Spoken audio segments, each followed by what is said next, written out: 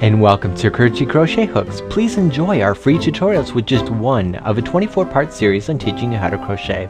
Subscribe to start receiving our 24 courses that are delivered to your email inbox every few days. By the time you're done, you'll know the ins and outs of crochet. And don't forget to follow us on Facebook and Twitter. So now let's get crocheting with Curtsy.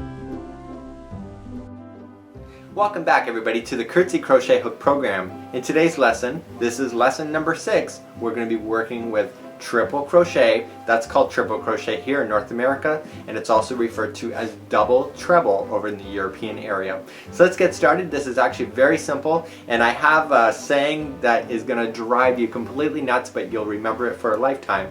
And let's continue to build up on the project that we are already continuing to do. And in lesson number 7 that's going to come ahead, that we're going to show you how to cast off. And by the time you get to lesson number 7, you're going to actually know the basics of all the stitches, so that you can start actually playing with patterns already. So let's get you onto that tutorial, and we'll meet back up here in just a few moments.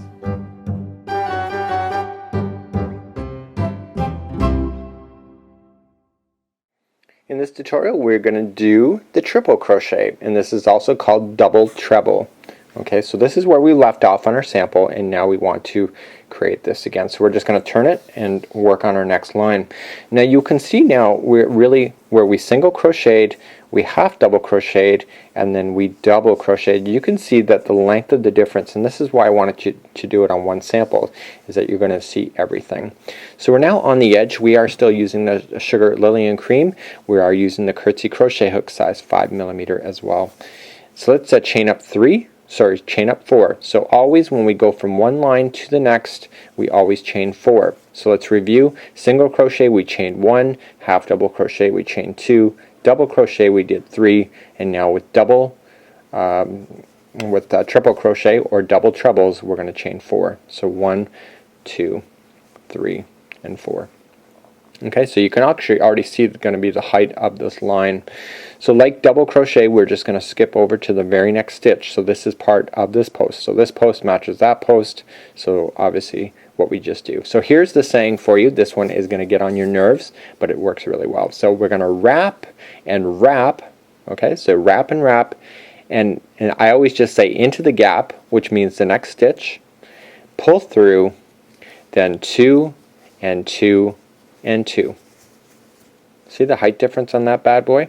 So let's try it again. So wrap and wrap into the gap, which means the stitch, pull through. So you got 4 on your crochet hook, pull through 2, 2, and 2. So let's try again. Wrap and into the gap, pull through 2, 2, and 2. Wrap and wrap. Okay, so when I'm doing this by myself, I actually do say wrap and wrap in my brain, and it can be quite annoying after a while, but it really does help you to have a memory hook like that, because sometimes people wrap too many times, and when you can just say it in your brain, wrap and wrap, you know that you got it twice, because it doesn't take much to go wrap and wrap, and then you think you got another one, and then all of a sudden you have an extra stitch to pull through, and it can really throw off your work. So wrap and wrap. So this takes a little bit longer for each stitch, but think about it, you're growing the height a lot more faster. So if you were to do an afghan with this, it wouldn't take you as long as it would for double crochet, half double crochet, and certainly single crochet to be able to get the height, because it's doing it on here. And a lot of people, when they do afghans, they mix these stitches together so that certain lines look a different height, and in pattern books it also could be referred to as train tracks, because you got different heights going on in every different row. So we're now working our way to the edge. You can see it took me longer to get to an edge, but again you're making up from that because you're going much higher.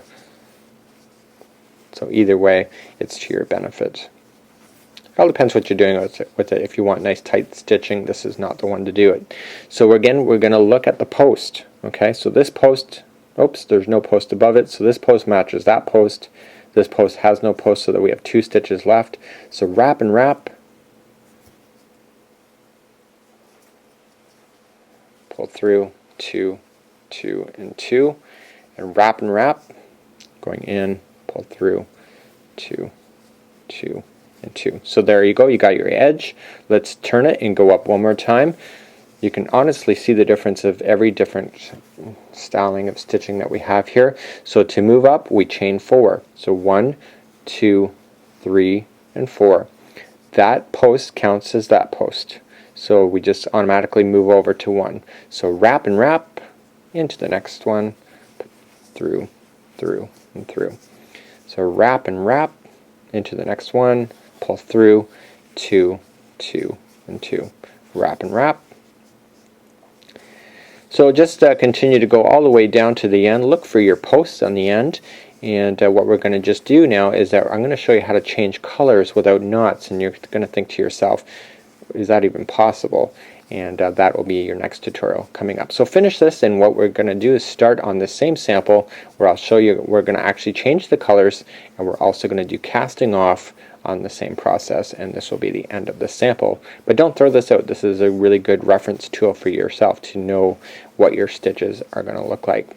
If you're new to crochet as well, as I work my way across, is that you will see your stitching work getting better and better. With every time you complete a line, you'll see more consistency. You will see the stitches being a little more even, and this is really good exercise. It's like typing. The more you do it, the better you get at it. So this is one of those. So let's meet at the end, and we're going to start on, and I'll schedule you for your next tutorial.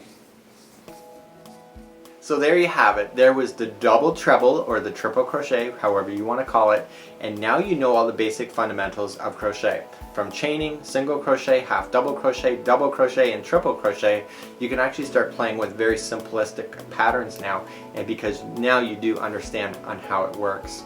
So in the lesson ahead, in lesson number 7, we're going to work on casting off and hiding in those loose ends. Nothing's worse than having knots and everything exposed. So you do a beautiful stitch work throughout your project, and then all of a sudden you got this ugly tail hanging off. So I'm going to teach you how to hide your loose ends in lesson number 7, and I'm going to schedule you for that right now.